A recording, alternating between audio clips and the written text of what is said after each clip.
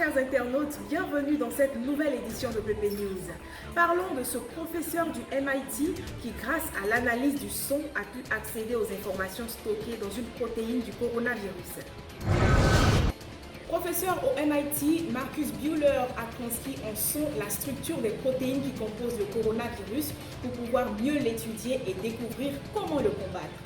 Le 2 avril, pour un article du MIT sous forme de questions-réponses, il dévoile avoir réussi à transformer le coronavirus en une mélodie, permettant alors de pouvoir en apprendre davantage.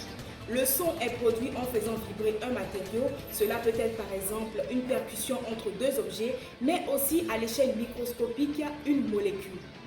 Marcus Buehler utilise alors une intelligence artificielle pour combiner ces concepts et les variations moléculaires pour construire de nouvelles formes musicales. Dans le cas du coronavirus, cette méthode a permis d'en apprendre plus sur la protéine spike du virus, c'est-à-dire la protéine de pointe lui permettant d'entrer et de s'accrocher aux cellules. Elle est donc composée de 3 chaînes de protéines, trop petites pour être vues, mais pas pour être entendues. La symphonie, par ses motifs musicaux, reflète la géométrie entrecroisée de la protéine réalisée en matérialisant son code ADN.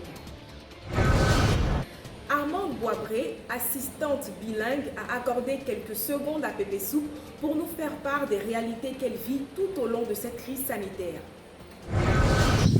Je suis obligée de rester à la maison pour faire ce qu'on appelle le télétravail.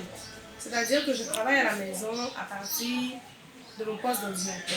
Dans l'entreprise là où je bosse, nous travaillons plus avec les Indiens et les Chinois. Mais compte tenu de cette crise-là, franchement, tout est tombé à l'eau. La question du jour est la suivante. Peut-on contracter le coronavirus en contact d'une personne ne présentant aucun symptôme? Selon l'OMS, le risque de contracter le coronavirus au contact d'une personne asymptomatique est très faible. Cependant, au premier stade de la maladie, beaucoup de personnes atteintes ne présentent que des symptômes discrets. Il est donc possible de contracter le coronavirus au contact d'une personne qui n'a par exemple qu'une simple toux légère, mais qui ne se sent pas malade. En gros, pour limiter les risques, même en présence de personnes asymptomatiques, il faut juste appliquer les mesures barrières.